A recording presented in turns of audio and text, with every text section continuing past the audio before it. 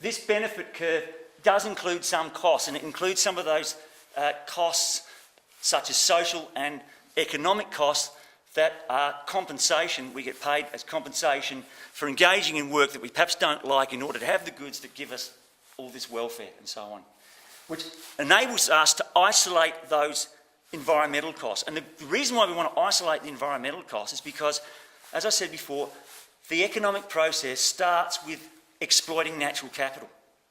And nature has provided us with those three critical services that I talk about freely: source of resources, sink for waste, and life support services. And as we exploit natural capital for the resources and the waste that we can generate to produce the goods that gives us the benefit, we try and minimise it, but we unavoidably sacrifice some of those ecosystem services, those natural capital services. So they are the original costs that we incur in order to engage in the economic activity.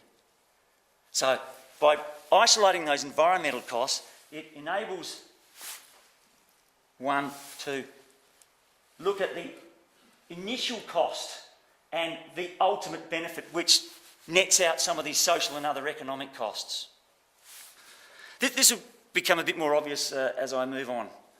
Then we can shift the cost curve. I'll do this very quickly. Same sort of setup, but of course the cost curve, a beneficial shift of the cost curve, is a downward and a rightward shift of the cost curve. And that can occur due to increased production efficiency. Right? You don't need as many resources. You don't lose as many of those natural capital services in producing and maintaining goods. Increased rate of recycling. Again, you don't have to use as many virgin resources, don't have to exploit the environment as much to have the same physical scale of the economy. Greater durability of physical goods. They don't wear out as much, we don't need as much production, don't need as many resources, don't generate as much waste. We can increase the regeneration rate of renewable natural capital. There's a limit on this, and I'll talk about the limits of this because it's very important. Through better management of a plantation forest. I don't like calling plantation forest, but we can increase the productivity of plantation, standard plantation timber, which means we can log more from a area of a pine plantation without actually depleting that pine plantation. And we can use more sensitive resource extraction techniques when we get the resources out of the ground or from the forest, so we minimise the loss of ecosystem services, life support services and so on.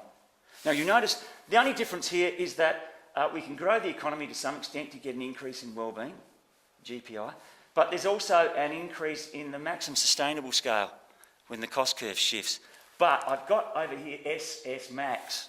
And the reason why I've got that is because ultimately this cost curve can only shift to the right up to a certain point. There is an ultimate maximum. And that is because there are severe limits to shifting this cost curve. Why? Well, I've just listed all the things that can cause the cost curve to shift in a beneficial way. Why? Because 100% production efficiency is impossible. 100% recycling of matter is also impossible, and recycling of energy is not possible at all.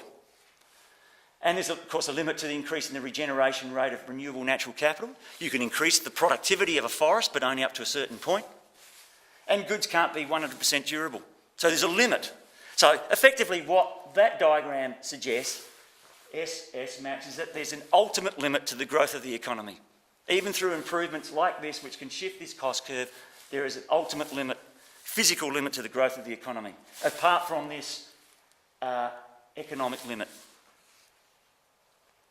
Okay, right, so I've got that out the way. What about what's actually happening?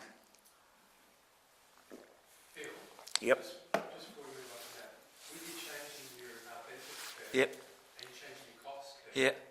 that allows the possibility that some economies could be at their optimal Yep. in sort of size, Yep. but because they have shrunk together, they can still, people in that economy could still be in poverty. Oh, they can, yes. So this is just looking in aggregate. It's not dealing with who's getting what. Isn't necessarily the only answer to maximum Yeah. optimal economy size isn't the only answer.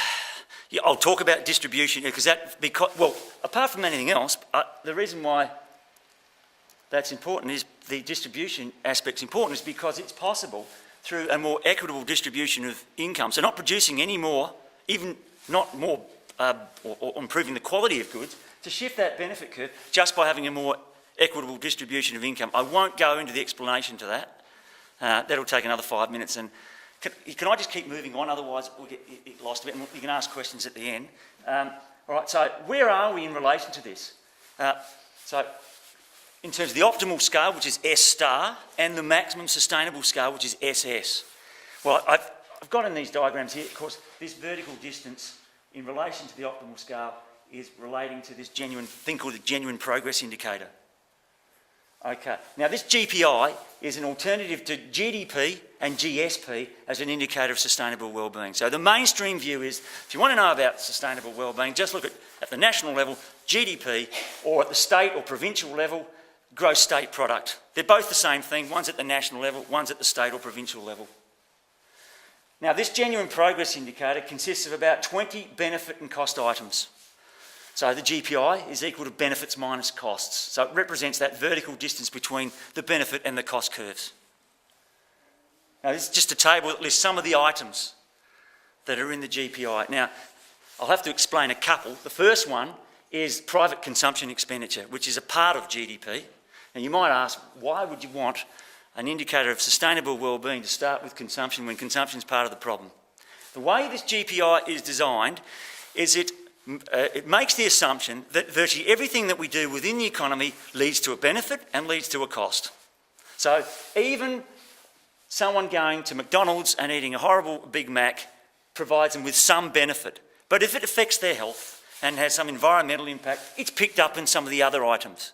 Unlike GDP, which would measure the benefit the small benefit that someone might like Big Macs, whatever, they might get from eating a Big Mac, and all the health costs associated with eating Big Macs are also added. The GPI subtracts it. So if the benefit from eating a Big Mac is less than the ultimate cost of health, environment, whatever, eating a Big Mac can lower the GPI, but it will increase the GDP. So we start with private consumption expenditure, then there's this index of distributional inequality. It's just based on the distribution of income and what have you, and that's used to weight personal consumption expenditure. It's based on the idea who gets to consume what depends upon the aggregate welfare of society as a whole. Again, I won't go into this explanation unless someone raises a question later on, and I will. Cost of consumer durables. Now this is included, I know it's got cost there, these next two items are included because in this private consumption expenditure is expenditure on non-durable goods like an apple, where you get an immediate benefit. You buy the apple, you eat it once, you get an immediate benefit. So the price you pay for an apple gives you some indication of the benefit you get from the apple. But of course we purchase durable goods such as television sets. If you buy a television set for $2,000, GDP assumes that you walk out the shop with a $2,000 benefit, a one-off $2,000 benefit, and for the next 10 years that you're using the television set, you get no benefit. What the GPI does is it subtracts from private consumption expenditure all current expenditures on consumer durables on the basis that when you walk out the shop with the television set, you don't get an immediate benefit. You get benefits over time. So if you pay $2,000 for a television set, it's going to last you 10 years, you get a $200 benefit every year over the next 10 years. So we subtract out the cost of consumer durables, but you add the services yielded by the existing stock of consumer durables. So it doesn't leave out the benefit from consumer durables. So the existing stock, the television that I bought last year, or the car that I bought 3 years ago, before, whatever, so long as that hasn't become waste and it's still in use, that is providing a benefit. We impute a welfare or service value from the existing stock, and anything purchased this year we subtract from private consumption expenditure on the basis that it will provide benefits in future years. So it's all a timing thing, this. Then you've got services from roads and highways. That's, I guess, infrastructure spending, which are, I guess, durables provided by the government.